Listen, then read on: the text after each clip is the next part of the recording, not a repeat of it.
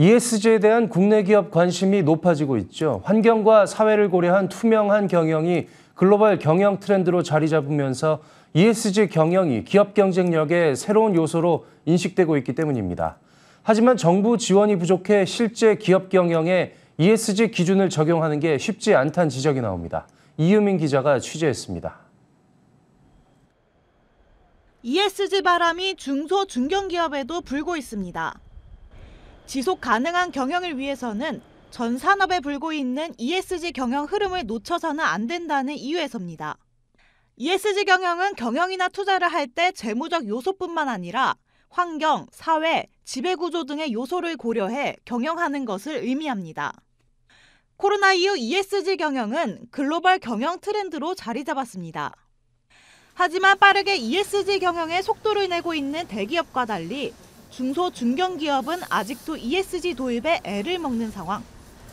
새로운 경영체계를 구축하기 위해선 초기 비용 투자가 이뤄져야 하지만 중소, 중견기업의 입장에선 부담스러울 수밖에 없습니다.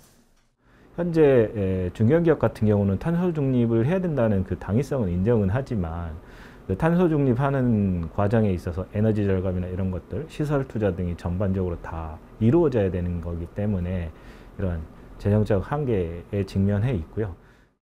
최근 중견기업연합회가 시행한 설문조사에 따르면 중견기업계가 ESG 추진의 가장 큰 걸림돌로 꼽은 요소는 단연 업무와 비용의 증가.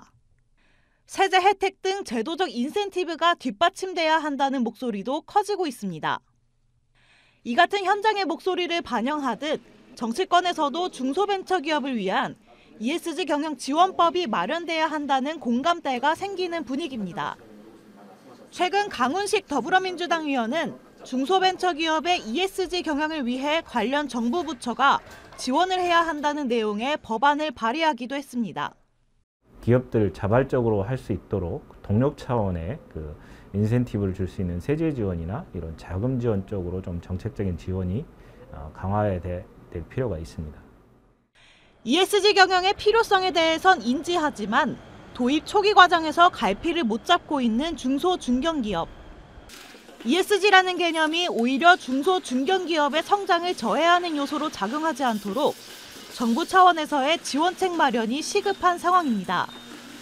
머니투데이 방송 이유민입니다.